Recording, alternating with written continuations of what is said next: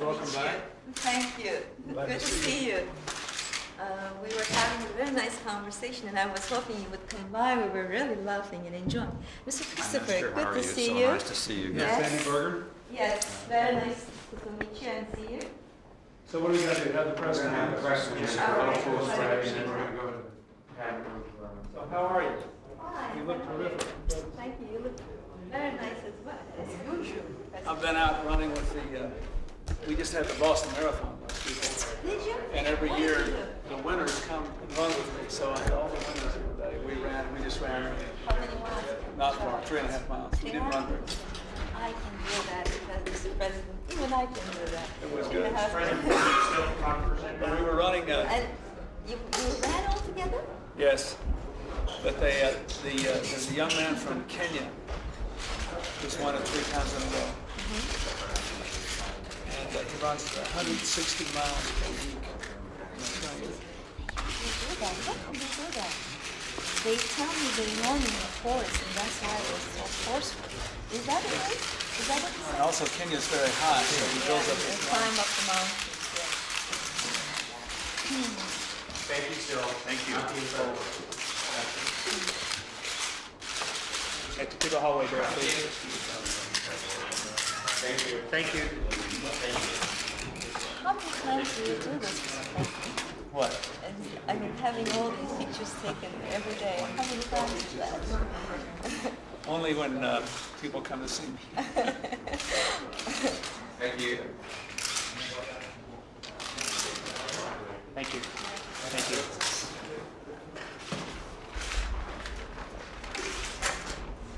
Were the children running with you as well, the youngsters, on your job? Not today, but sometimes. Sometimes. I do. I have different groups. That's fun. Is everybody here? Everybody in? Yes. Let me say that, as always, it's good to have Prime Minister Çiller back in Washington. I welcome her here. Turkey is a valued and important ally of the United States, and our relationship will become even more important in the years ahead.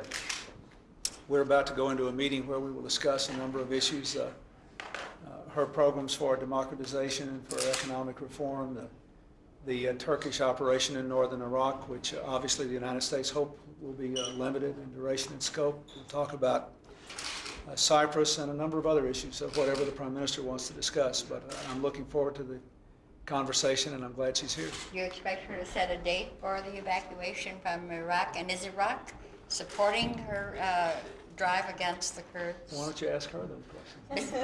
I will. Do you plan to set a date for withdrawal from Iraq? And is Iraq supporting this drive against the Kurds? Are there good Kurds and bad Kurds? As you know, we were together in the fight against Iraq in the Gulf crisis. And then we were together again with the United States in provide comfort to protect the Kurdish people in northern Iraq against Saddam's regime. And it so happened, however, that Turkey was probably the only ally who paid very high costs, because we happened to have a border with Iraq. And northern Iraq in time became a no man's land.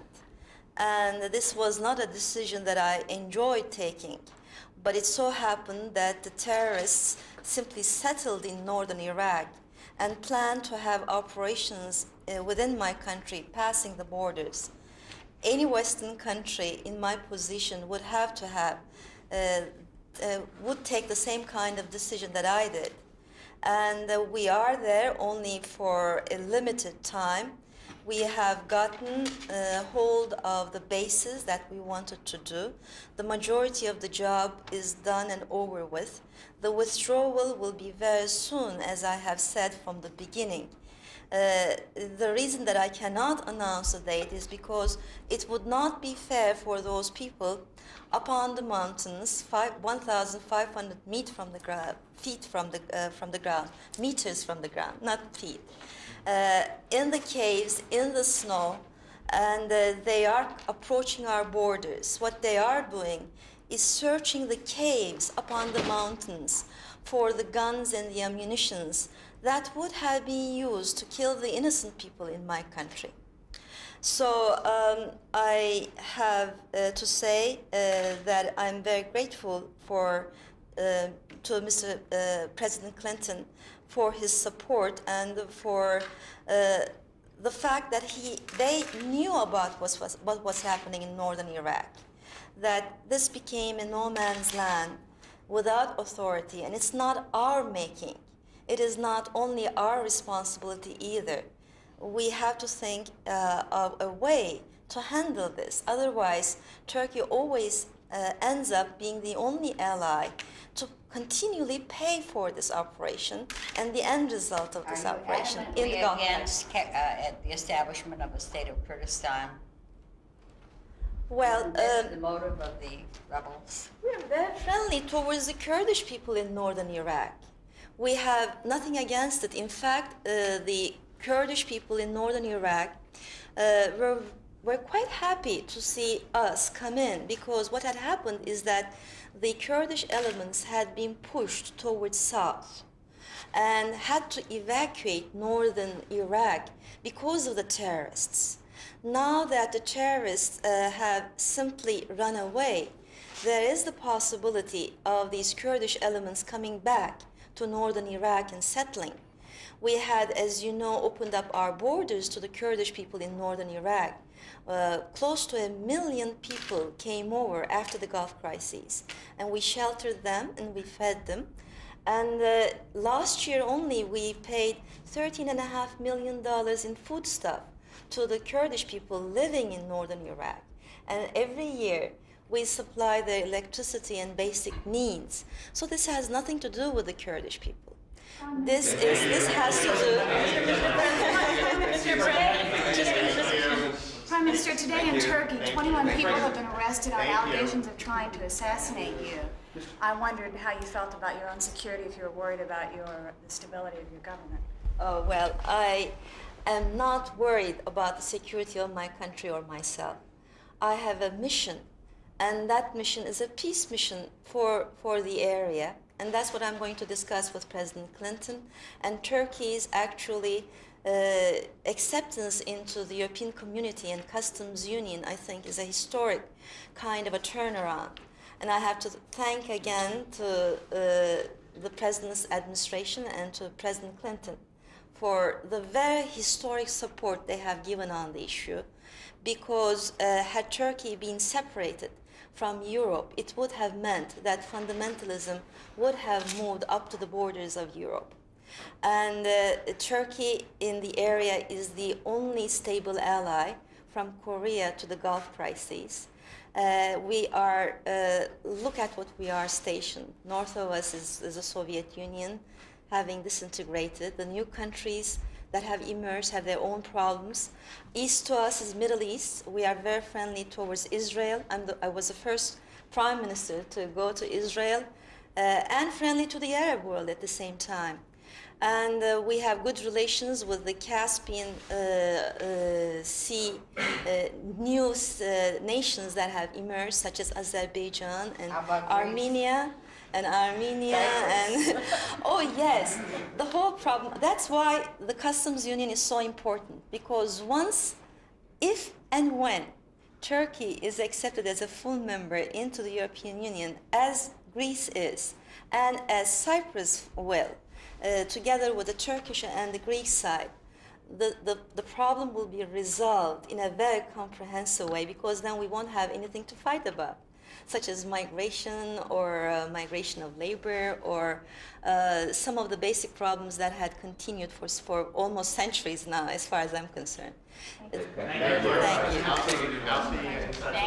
I thought it was a good press conference. There were a lot of questions.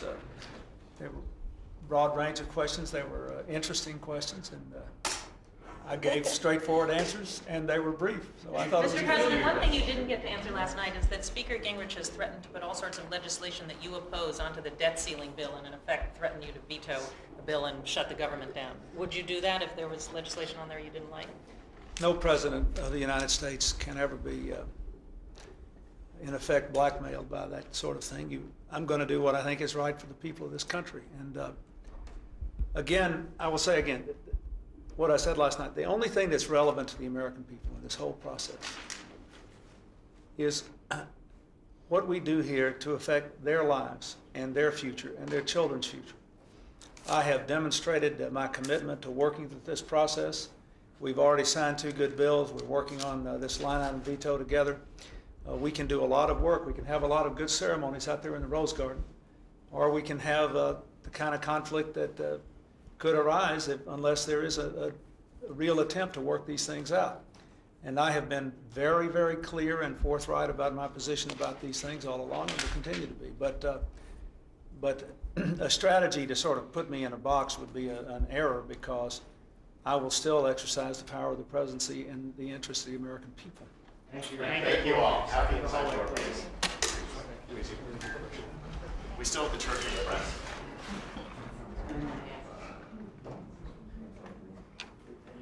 To the hallway, please. Bye, Ellen. All the Boston Marathon runners want you to go with them next year. If she joins, I will join. The wheelchair people are so interesting. The athletes in the wheelchair. We had a very handsome young man from Switzerland who won this year. And came with The the wheelchair, yes. Really? And he did the 26 miles in 1 hour and 25 minutes. My God. These huge muscles here. My God. No body fat. Big. And the young woman has won it 6 years in a row in America. That's wonderful. That's wonderful. Nice to see you all. Mr. President, your administration has certainly shown a certain degree of an understanding of Turkey's incursion in northern Iraq. How willing are you to cooperate in possible security arrangements for the coast incursion in this region? Well, we're going to discuss that in our meetings, and I don't think I should say anything about it until we have meetings. But, you know, the United States has had a strong relationship with Turkey. And I think it's very important that we continue that relationship into the future. And in order to do it, we're going to have to understand each other's position, each other's problems, each other's potential to work together. And I've tried to do that. And I've had a good relationship with the Prime Minister. She has been very forceful in coming to the United States and stating the interest of the Turkish people. And this is one of many things that we will discuss, but I look forward to continue to make progress on all these issues. Will human rights and democratization be on the agenda? Sure, and the Prime Minister's talked about democratization, and I think, you know, that for the Europeans, as you move toward the customs union and other things, these issues are quite important, and they're very important to the United States. But I have tried to also view them in the context of the imperative to fight terrorism and to promote human rights, and I think you have to do both. Preserving a democracy in which people have human freedom is a delicate operation, and it requires not only a lot of sensitivity and understanding, it requires a lot of discipline and respect for other people's rights as well. And the biggest threat to human rights all over the world today, in the aftermath of the Cold War, when people now know that dictatorial political systems don't work, that totalitarian systems don't work, the biggest threat to human rights is the reaction caused by terrorism everywhere. And that is something we have to be sensitive to, whether it's a car bomb blowing up in the Middle East, or a religious fanatic taking a vial of sarin into the subway in Japan. All these things threaten the fabric of human rights. So we have to continue to push governments all over the world to be more open to human rights and combat terrorism at the same time. Do you have any solution about the north of the Iraq situation? Well, we're going to talk about it today. You know, the United States has expressed an understanding of what Turkey did, along with the hope that civilian casualties could be strictly limited, and that the operation would be limited in time and scope. But we're going to talk about it. The Prime Minister probably got some good ideas, and we'll discuss it. Thank you, lights please. Thank you, out the way we came here. Thank you, thank you, thank you, out this way please. Will you give me any day? Thank you, thank you, thank you. Thank you. Light, please. Thank you. Mr. William.